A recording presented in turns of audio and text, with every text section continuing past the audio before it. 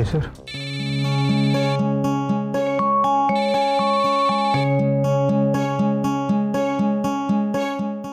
હા બોલ.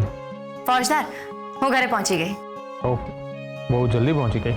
હા, બિલકુલ ટ્રાફિક નહોતો. અને અમારા ડ્રાઈવર એ તો એટલા જોરદાર છે ને, એકદમ રામફાટ ગાડી ચલાવી. હા ઓકે, નાઉ ટેક રેસ્ટ. હા, પાછા તમારા વીરમાં દિવસો કાઢવાના. પણ ફોજદાર, આજે મને બહુ જ મજા આવી.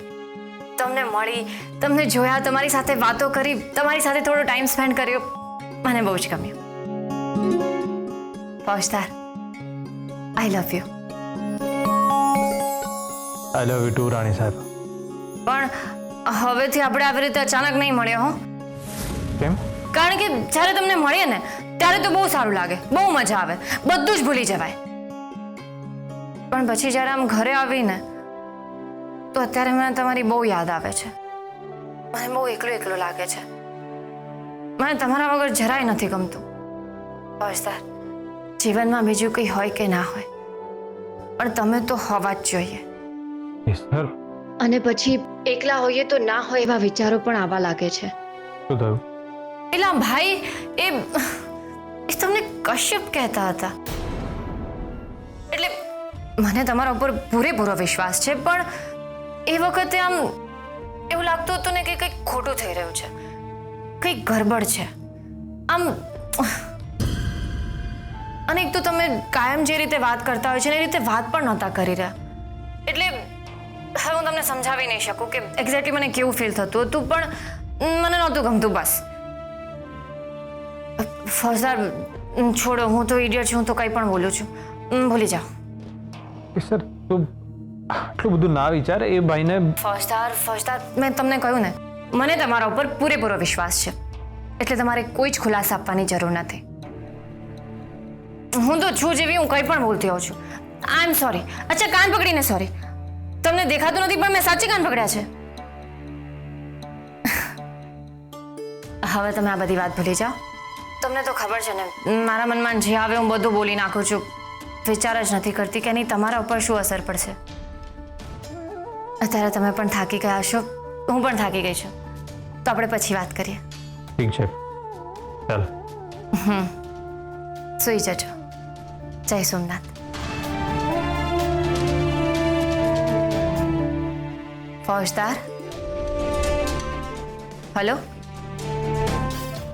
હલો. હા, શું થયું? કંઈ નહીં, તમે જય સોમનાથનો કંઈ જવાબ ના આપ્યો. સોરી. જય સોમનાથ. ફોજદાર, તમે ટેન્શન ના લેતા અને સૂઈ જજો. હા હા, હું નથી લઈ રહ્યો ટેન્શન. તું પણ ના લે. મૂક. જય સોમનાથ. જય સોમનાથ.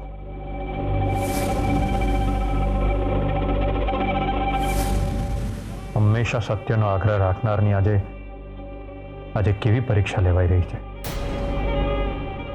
હર્ષ, જમવામાં શું બનાવું? હર્ષ, શું થયું?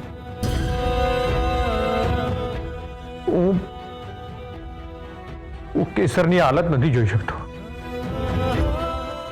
મારાથી નથી સહન થઈ રહ્યું યાર. આપણે ફટાફટ મિશન કમ્પ્લીટ કરીએ, પેલા વિડીયો પાર્લર પર રેડ પાડીએ અને ક્યારે આ બધું પતે ને ક્યારે હું કેસર પાસે જાઉં.